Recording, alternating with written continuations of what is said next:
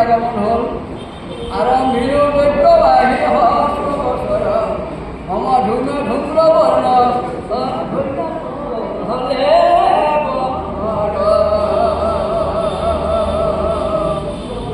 যজ্ঞ করতে করতে আমার গান আমরা কাঠ হইল কলাবরণ কলাবরণ হল কিন্তু আমি দুটো কার্যকে অবলম্বন নোৱাৰিলেও আমি সুকষ্ট নাপালোঁ সুফল নাপালোঁ যিটো কৰ্ম কৰতাত নাহিকে বিশ্বাস আপোনাৰ আয়ুগ কৰিলো বিনাশ গুৰুদেৱ আমি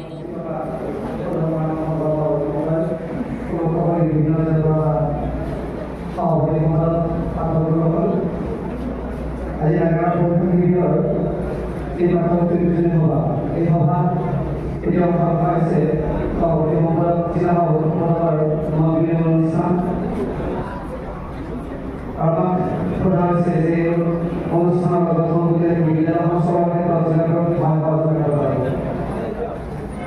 আমি প্ৰথম নাগাৰা সভাৰ বিষয়লৈ এই কথাই জানিছিলোঁ যে আমি যিকোনো মহিলাসকলে সমাজৰ যদি নতুন দল আৰম্ভ কৰি শিকাৰ নামত কোনো পাঠক গুৰু বুজি তেখেতক আমন্ত্ৰণ জনাই যদি আমি শিকিব আৰম্ভ কৰোঁ বহুত খৰচ হয় প্ৰায় 20,000-25,000 টকালৈকে পাঠক গুৰুজন আমাৰ নামত খৰচ হয় গতিকে এই বিদ্যালয়খন বৰ্তমান আইন লাভ হ'ব ইয়াত ন্যূনতম মাচুল নিৰ্ধাৰণ কৰা হ'ব আৰু সেই মাচুল পৰিশোধ কৰি আমি এই বিদ্যালয়ত প্ৰশিক্ষণ গ্ৰহণ কৰিব পাৰিম আৰু এতিয়া সৰ্বপ্ৰথমে আমাৰ নাগাৰা জগতত গুৰুৰ সংখ্যা বহুত হয় নতুন নতুন ছাত্ৰ জন্ম দি আছে কিন্তু সেই গুৰুৱে নাজানে কেনেকৈ নাম গাব লাগে এই প্ৰশিক্ষণ শিবিৰৰ জৰিয়তে আমি গুৰুবিলাককো ভালকৈ চিনি পোৱা যাব যে কেনেকৈ নাম গাব পাৰি বা কেনেকৈ নাম শিকিব পাৰি আমি এই বিদ্যালয়ৰ জৰিয়তে আমি নিশ্চয় গম পাম আৰু আমাৰ যিবিলাক অশিকাৰু বা নতুনকৈ উঠি অহা প্ৰজন্ম ইয়াত নাগা নাম পৰিৱেশ কৰি কিবা শিকিবলৈ আহিব তেওঁলোকে নিশ্চয় ভালকৈ আয়ত্ব কৰিব পাৰিব এই বিদ্যালয়ৰ জৰিয়তে আৰু পাঠ্যপুথিখন যিখন পাঠ্যপুথি উলিয়াইছে এই পাঠ্যপুথিৰ জৰিয়তে আমি সকলোৱে নাগা নাম শুদ্ধ আমাৰ অসমত তথা ভাৰতবৰ্ষত বিৰাবলৈ আমি নিশ্চয় চেষ্টা কৰিম আৰু নিশ্চয় নাগা নাম শুদ্ধ বজাই ৰাখিব এইখিনি মই মোৰ বক্তব্য সামৰণি মাৰিছোঁ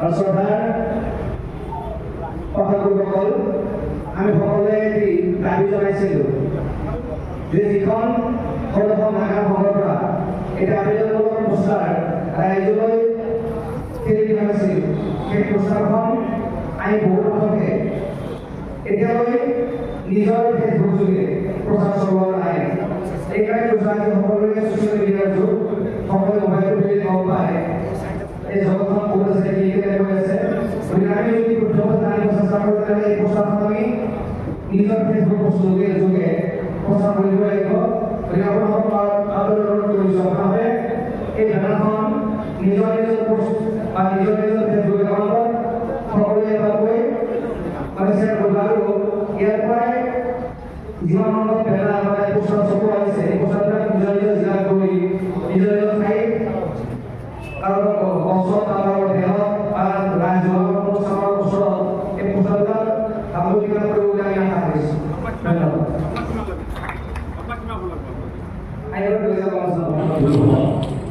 ধন্যবাদ বৰ আনন্দিত হৈছোঁ আৰু মই কাম জিলাৰ ওপৰত অভিনন্দন জনাইছোঁ যে এই দুয়োখন বিদ্যালয়খন ইয়াত অনুষ্ঠান কৰাৰ কাৰণে মই ধন্যবাদ দিছোঁ আৰু আমি আমাৰ জিলাৰ তথা আঞ্চলিক বিদ্যালয়ৰ ওপৰত হওক ইয়াত আমি সক্ৰিয়ভাৱে সহযোগ আগবঢ়াম আৰু ইয়াৰ যিখিনি নীতি নিয়ম আছে সকলো আমাৰ যি আঞ্চলিক আছে যি জিলাৰ আছে পাঠক নতুনকৈ উঠি আহিছে তেখেতসকলক আমি প্ৰশিক্ষণ ইয়াত দিয়াৰ কাৰণে আমি উদ্যোগ লওঁ আৰু তেখেতসকলে আহি ইয়াত চৰিত্ৰখন গ্ৰহণ কৰিব নিশ্চয় আমি আমাৰ কামবিলাক আমি বিশেষভাৱে উপকৃত হ'ব বুলি আশা ৰাখি মোৰ ধন্যবাদ।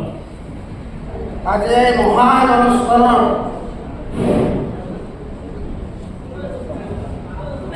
আমি আকাৰে আহি আচলতে বৰ ভাল লাগিছে। মোৰ বহুত মিটিঙত আহোঁ যে আমি বাপ বান্ধৱ ভাই মাতৃসকলক খুব কম দেখা পাওঁ। এইটো আচলতে অলপ গতিকে আজি বৰ ভাল লাগিল বহুমান। তাৰোপৰি সদায় অসম নাগা নাম সংঘৰ দুৰ্গাজন নাগৰা নাম প্ৰশিক্ষণ বিদ্যালয় এটা কথা মই খুব চৰ্টকৈ কওঁ, বেছি নকওঁ,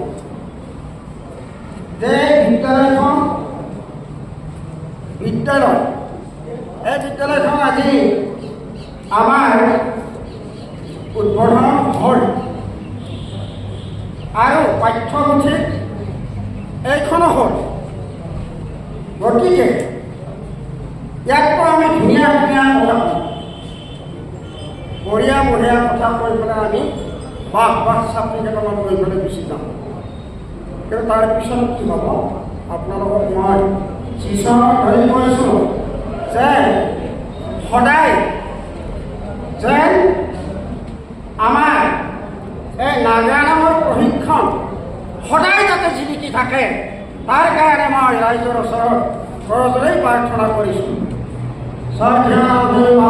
ভাইসকল, পাঠক ভাই বন্ধুসকল, কথা হ'ল আজি আহিছোঁ, আমি দেখিছোঁ বহুত স্কুল দেখিছোঁ আৰু আমাৰ ইয়াতো বহুখিনি যে প্ৰফেচাৰ হওক মানে মাষ্টৰ হওক সকলোৱে আছে, যে কিছুমান স্কুলত যায় কিছুমান ভাল নালাগে, যাতে সেইটো নহয় আমাৰ মাজত।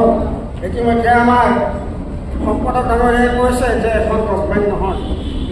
গতিকে যিটোকে গভৰ্ণমেণ্ট নহয়, মই ভাবোঁ যে আমি গোটেইবিলাকে যাতে সহযোগটো যাতে আমি সদায় ৰাখিব পাৰোঁ, যে ছাত্ৰ ছাত্ৰী আমি দিব পাৰোঁ।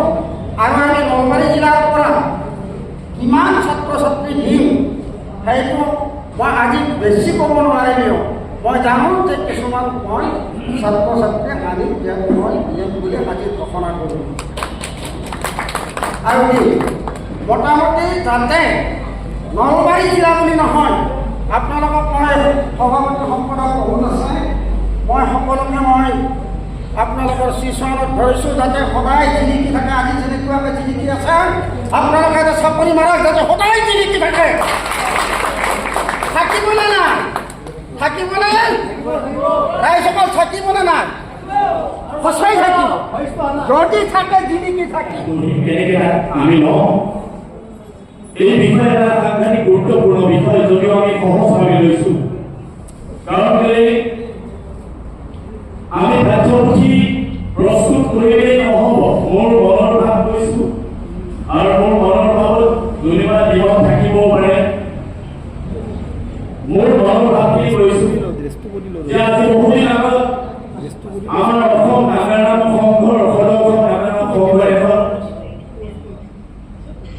সংবিধান ওলাইছিল। আজি প্ৰতিজন ইয়াত অসমৰ বেছিভাগ পাঠকে লগ হৈ আছে।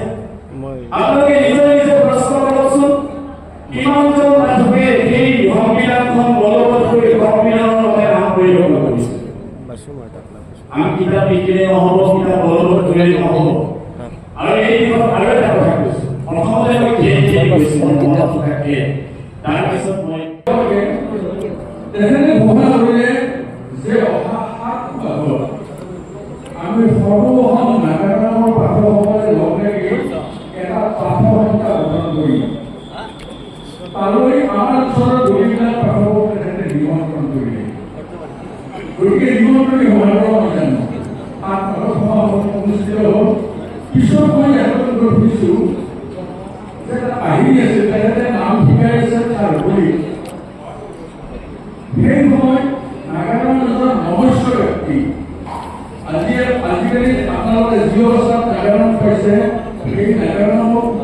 বৰ্তমান এজন প্ৰধান গুৰু ভূমিকাৰ কৰি নামবোৰ আপোনালোকৰ মাজত দুটা কথা বুলি কোৱা যায়। তেখেতে মোক ক'লে যে ভূমিকাৰে মৃত্যু হৈছে। তেখেতে মোক কোৱা মতে তেখেতে অনুভৱ কৰিলে যে ইমান আমাৰ ইমান মহান ব্যক্তি এজনৰ মৃত্যু ঘটিলে কোনে গমেই পোৱা নাই, গতিকে আমাৰ এটা সংগঠিত হ'ব লাগে। এই যে তেখেতে প্ৰথম সচিবতে মহেন্দ্ৰ কথা ক'লে, মহেন্দ্ৰ তেখেতে ক'লে যে মই সংগঠনৰ বিষয়ে নাজানো।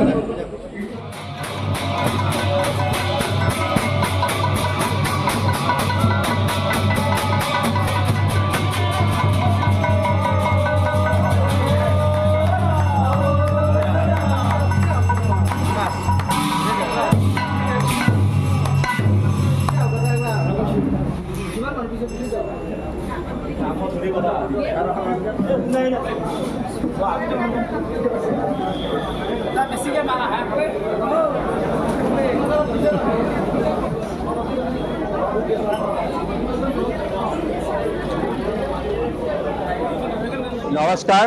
সদৌ অসম নাগাৰা নাম সংঘৰ উদ্যোগত নাগাৰা নাম প্ৰশিক্ষণ বিদ্যালয় আৰু পাঠ্যপুথি উন্মোচনী সভাত আজি মোক নিমন্ত্ৰণ কৰি আনি যিখিনি মৰম চেনেহ যাচিলে সমূহ উদ্যোক্তা তথা বিষয়ববীয়াসকললৈ মই মোৰ তৰফৰ পৰা আন্তৰিক ধন্যবাদ আৰু কৃতজ্ঞতা প্ৰকাশ কৰিছোঁ।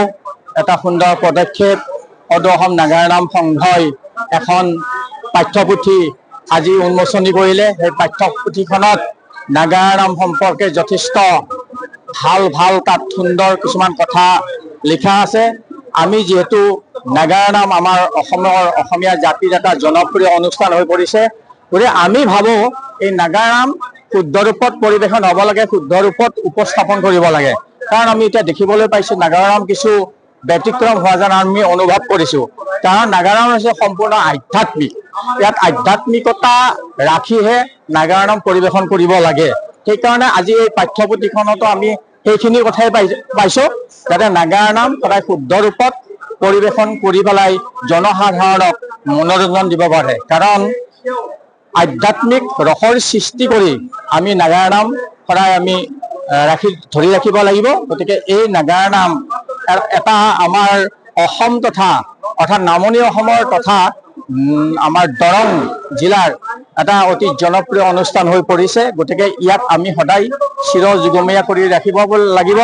যুগ যুগ ধৰি যাতে আমি এই নাগাৰা নাম হৈ থাকে, তাকে মই কামনা কৰিছোঁ। ধন্যবাদ।